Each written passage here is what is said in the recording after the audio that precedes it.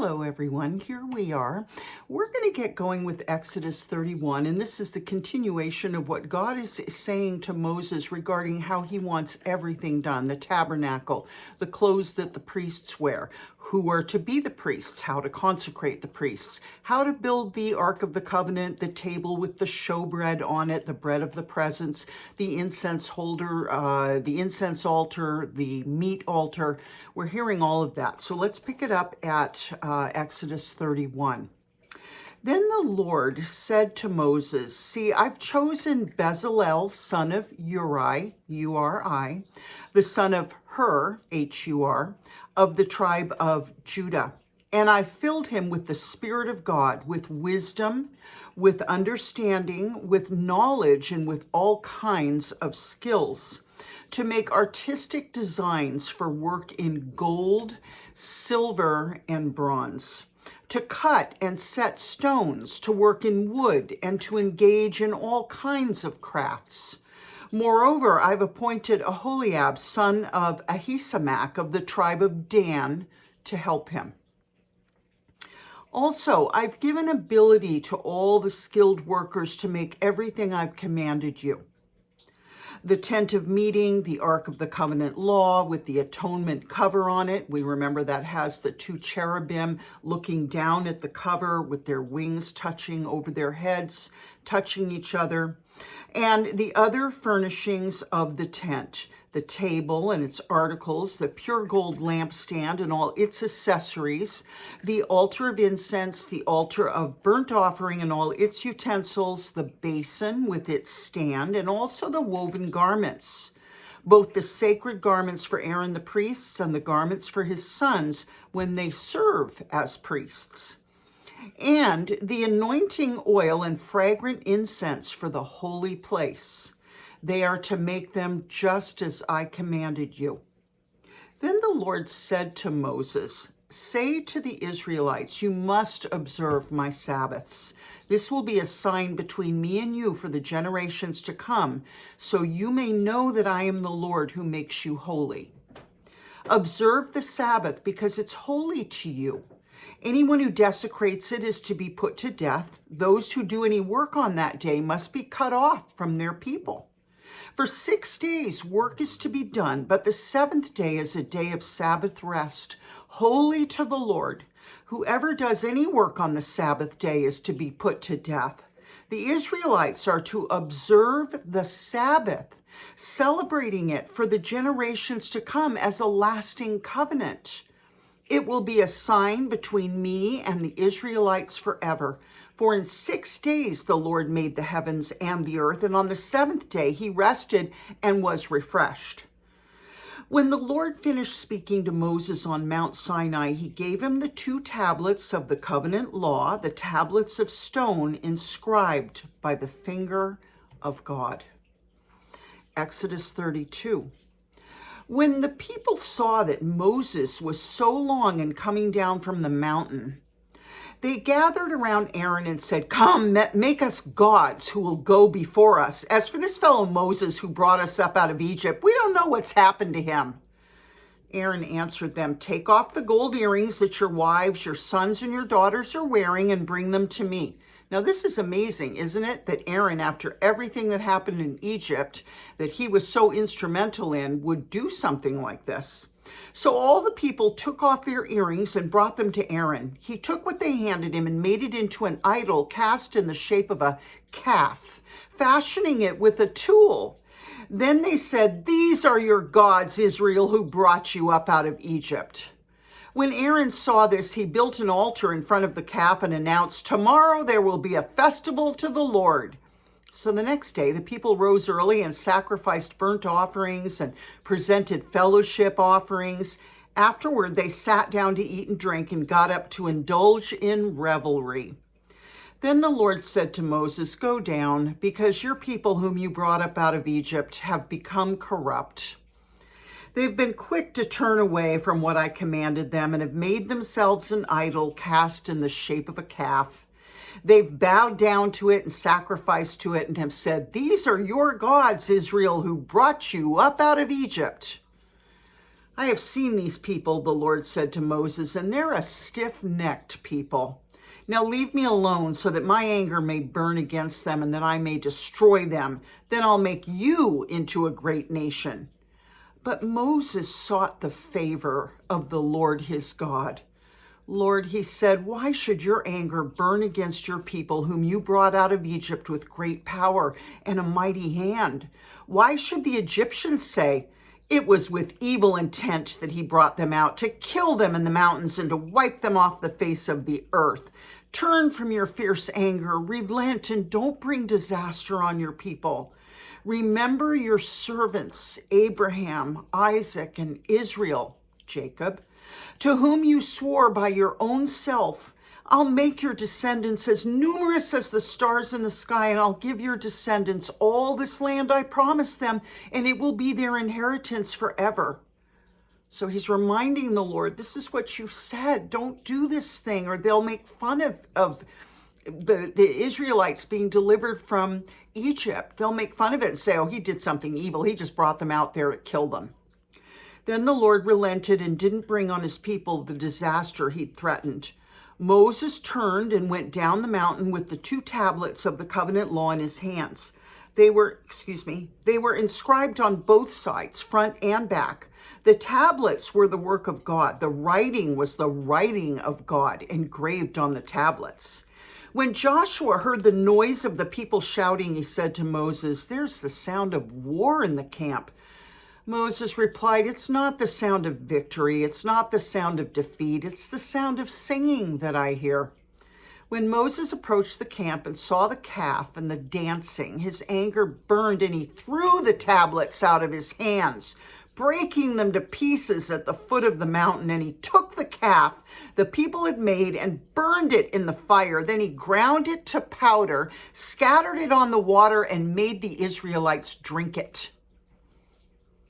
He said to Aaron, what did these people do to you that you led them into such great sin?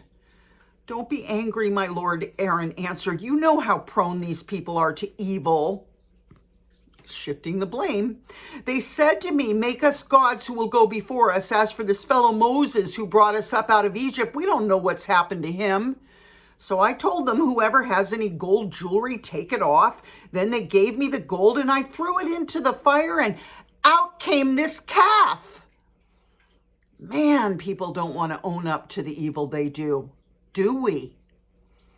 Moses saw that the people were running wild and that Aaron had let them get out of control and so become a laughingstock to their enemies. So he stood at the entrance to the camp and said, whoever is for the Lord, come to me. And all the Levites rallied to him. Then he said to them, this is what the Lord, the God of Israel, says. Each man strap a sword to his side. Go back and forth through the camp from one end to the other, each killing his brother and friend and neighbor. The Levites did as Moses commanded, and that day about 3,000 of the people died. Then Moses said, you've been set apart to the Lord today, for you were against your own sons and brothers, and he has blessed you this day. In other words, they chose God's command more than their friends, their sons, and their brothers. They proved themselves, and this is why the Levites are going to end up being the priests forever for the Israelites, okay? They're going to get rewarded for doing something that's so harsh. But this was sort of, in my estimation, it seems that this was the blood that had to atone for this kind of egregious sin.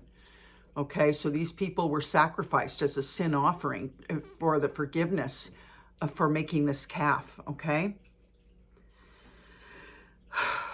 The next day, Moses said to the people, you've committed a great sin, but now I'll go up to the Lord. Perhaps I can make atonement for your sin. So Moses went back to the Lord and said, oh, what a great sin these people have committed. They've made themselves gods of gold. But now please forgive their sin. But if not, then blot me out of the book you've written. The Lord replied to Moses, whoever has sinned against me, I will blot out of my book. Now go, lead the people to the place I spoke of, and my angel will go before you. However, when the time comes for me to punish, I will punish them for their sin. And the Lord struck the people with a plague because of what they did with the calf Aaron had made. Now, I want to stop and I want to say one thing here, okay? I heard an excellent teaching, and it gave me some real insight into what's going on with the Ukraine and Russia. Now, none of us really know what's going on, okay? But we do know that God is on the throne and he is the author of everything that we see, okay? Doesn't mean that, well, I'm going to leave it there, okay? He's still on the throne. He's still in control. Let's say that, okay? And most likely the author also.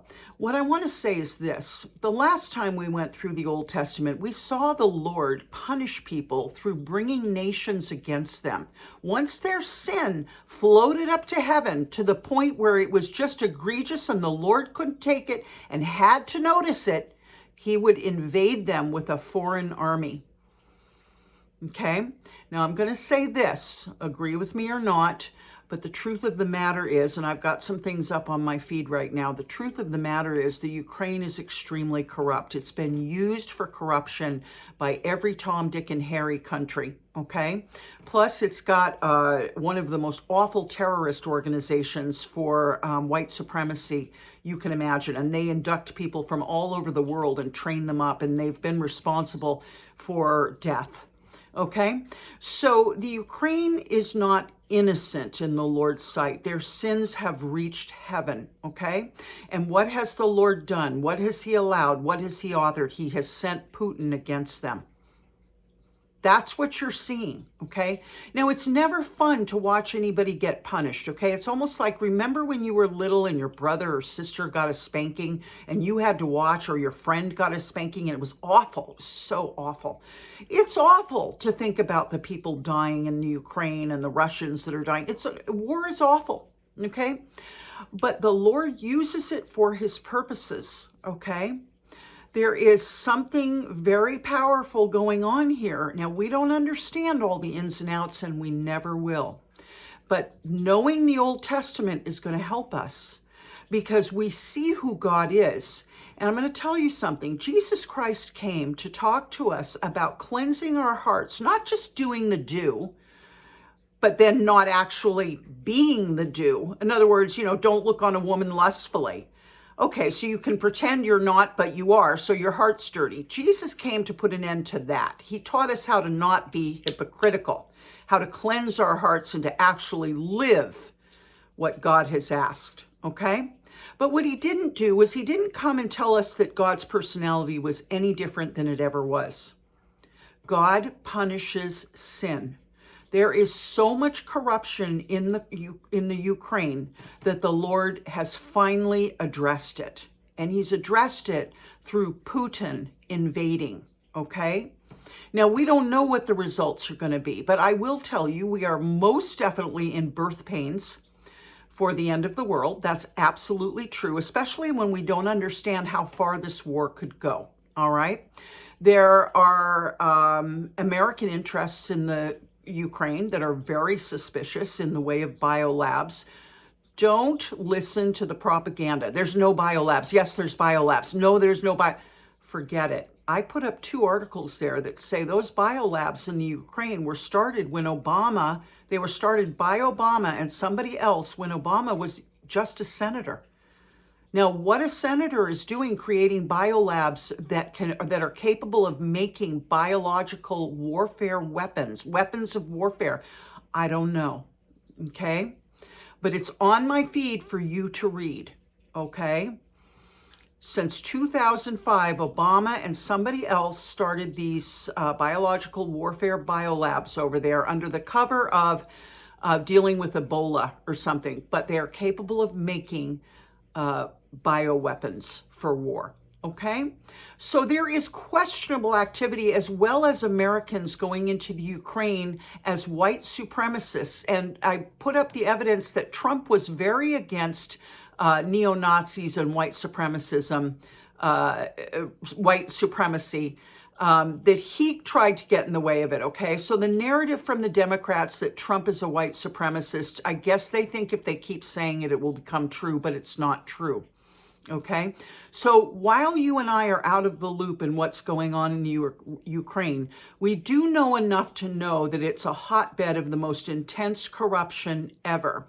And there are 4 people in politics in America who have children working over there in the Ukraine for, I believe, gas companies. One is Pelosi, one is Mitt Romney, one is John Kerry, and one is Joe Biden. Very interesting people. They're people that have been in our news for the last 5 years, okay? So what we're seeing is God sending an invading army in there, okay? Now, Putin has said he's gone in there to kill off the American Nazis that are part of the terrorist group. He's saying that he's in there to destroy biolabs. There's been rumors that he's saying he does not want the New World Order to come in. Now, we know Putin is a bad guy, okay, given.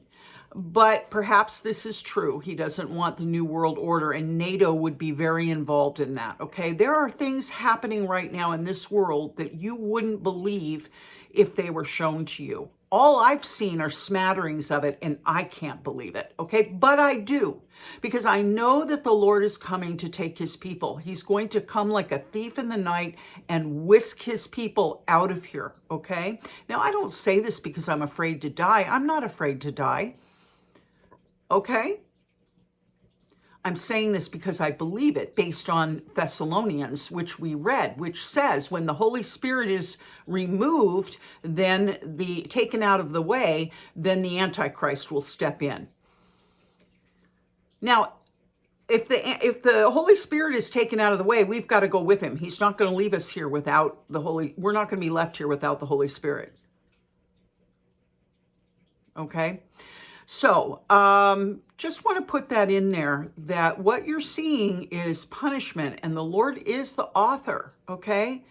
And as we go through the Old Testament, you're going to really see his personality. He hates sin, and he doesn't tolerate it for long. And it says right here, however, when the time comes for me to punish, I will punish them for their sin. You ever had to wait for dad to come home to give you a spanking? You older people that are my age, 65 and up, you remember those times. People don't spank their kids anymore. You know, most of them do, or many don't. Personally, I think kids should be spanked, okay? I've never, ever been against spanking because it is biblical. But, you know, there's that time for punishment while you wait for your dad to get home from work, and it just ruins your whole day, okay? However, when the time comes for me to punish, I will punish them for their sin. Okay? So let's be clear on what's happening in the Ukraine. It's not about Russia bad, Ukraine bad, so-and-so good, so-and-so. We don't know. We just know that Ukraine is extremely corrupt. We know that Putin does not want anything to do or doesn't want the Ukraine joining NATO for some reason, and I can't give you the particulars of that, but they say it's something to do with the New World Order, that he's trying to stop this stuff from coming in, okay?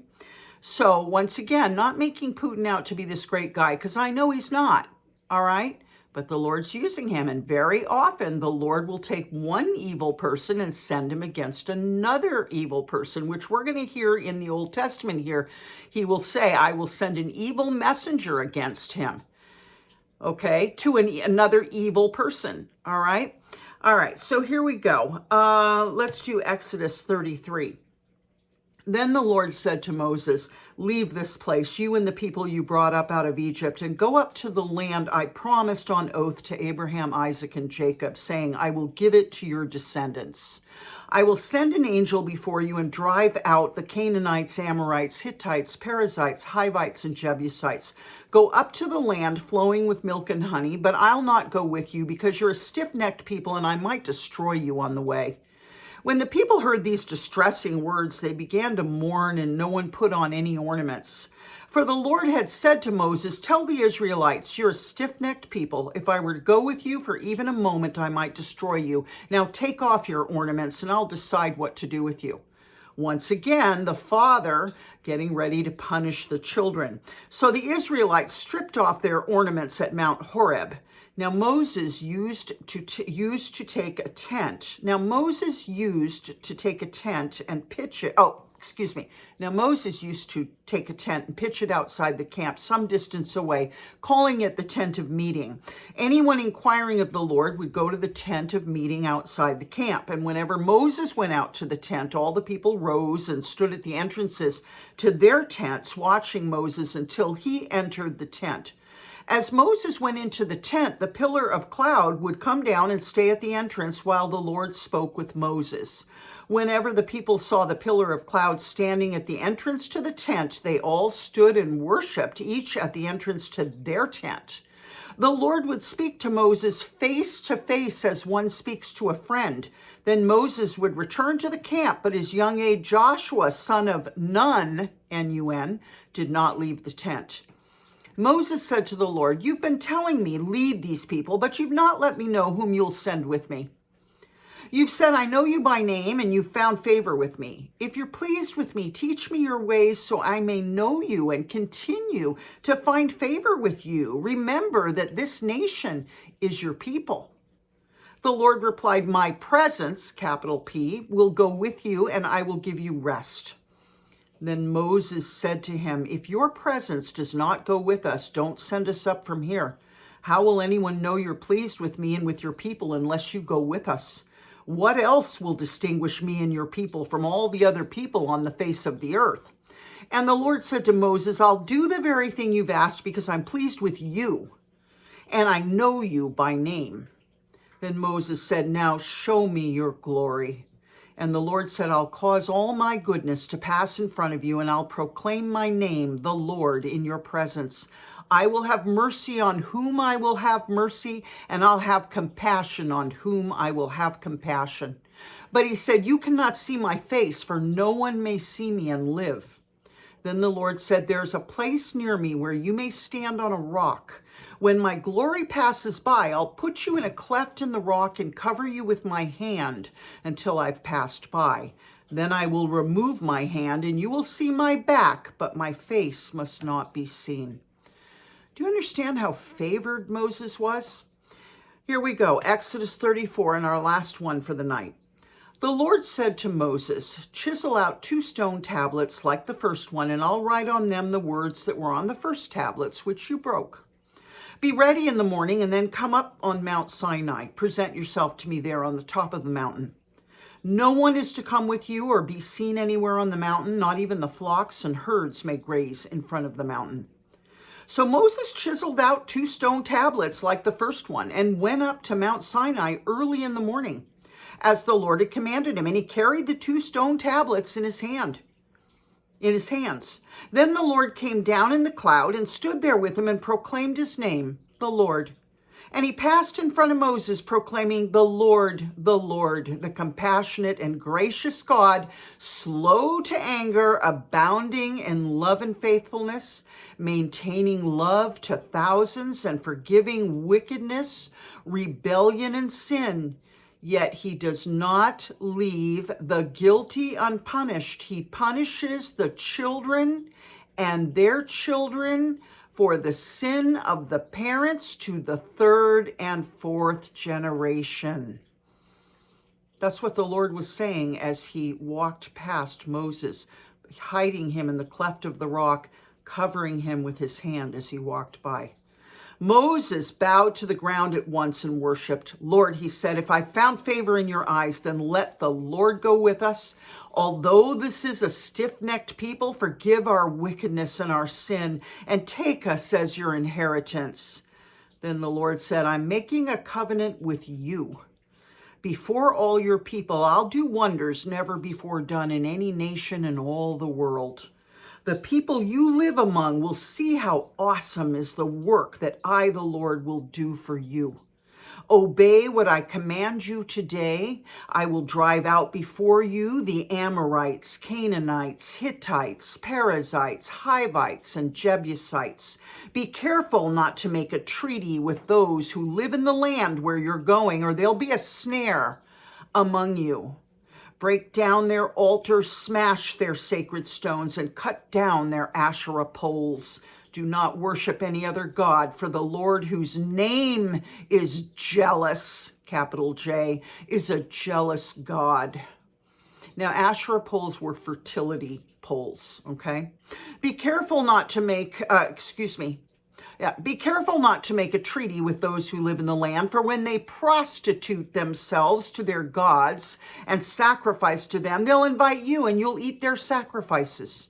And when you choose some of their daughters as wives for your sons, and those daughters prostitute themselves to their gods, they'll lead your sons to do the same. Don't make any idols. Celebrate the festival of unleavened bread. For 7 days, eat bread made without yeast, as I commanded you. Do this at the appointed time in the month of Aviv, for in that month you came out of Egypt. The first offspring of every womb belongs to me, including all the firstborn males of your livestock, whether from herd or flock. Redeem the firstborn donkey with a lamb, but if you don't redeem it, break its neck. Redeem all your firstborn sons, so make a sacrifice for them. No one is to appear before me empty-handed. And we've heard this before, so he's reiterating. 6 days you shall labor, but on the 7th day you shall rest. Even during the plowing season and harvest, you must rest. Celebrate the festival of weeks, the first fruits of the wheat harvest, and the festival of ingathering at the turn of the year. 3 times a year, all your men are to appear before the sovereign Lord, the God of Israel. I'll drive out nations before you and enlarge your territory, and no one will covet your land when you go up 3 times each year to appear before the Lord your God. Do not offer the blood of a sacrifice to me along with anything containing yeast, and don't let any of the sacrifice from the Passover festival remain until morning. Bring the best of the first fruits of your soil to the house of the Lord your God. Do not cook a young goat in its mother's milk. Then the Lord said to Moses, write down these words, for in accordance with these words I've made a covenant with you and with Israel. Moses was there with the Lord 40 days and 40 nights without eating bread or drinking water. And he wrote on the tablets the words of the covenant, the 10 commandments, capital letters. Now, if he was there for 40 days and nights with no water and no food, that means that the Lord is a sustaining fire. That in the Lord, what is it that says we don't live on bread alone, but by every word that comes from the mouth of God? When Moses came down from Mount Sinai with the 2 tablets of the covenant law in his hands, he was not aware that his face was radiant because he had spoken with the Lord. When Aaron and all the Israelites saw Moses, his face was radiant and they were afraid to come near him. But Moses called to them. So Aaron and all the leaders of the community came back to him and he spoke to them. Afterward, all the Israelites came near him, and he gave them all the commands the Lord had given him on Mount Sinai. When Moses finished speaking to them, he put a veil over his face. But whenever he entered the Lord's presence to speak with him, he removed the veil until he came out. And when he came out and told the Israelites what he had been commanded, they saw that his face was radiant.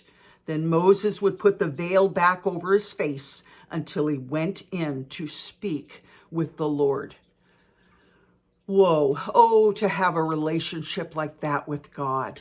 He spoke to him face to face as with a friend. I love you very much, okay? We're going to hear a lot and we're going to really understand who this God is, okay? He has a personality with character traits. He does not tolerate sin. He has the power to punish, and he does. And he does it by using one nation to invade another, okay?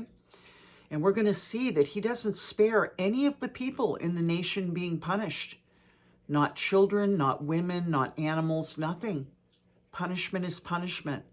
That doesn't mean we're to not cry or have sorrow over the death of children and animals and women and men. Okay? It just means the Lord is God. And this is the beginning of our birth pains. So to speak, it is the beginning of the end. I don't know how long it will take, but it's here, folks. So let's stay in the Word, okay? And let's put it in our hearts so that we can get through what's coming, all right? I love you very much. And I'm going to tell you, we're going to get through it with flying colors. Don't you worry about a thing. The Lord has you. I'll see you tomorrow. Good night.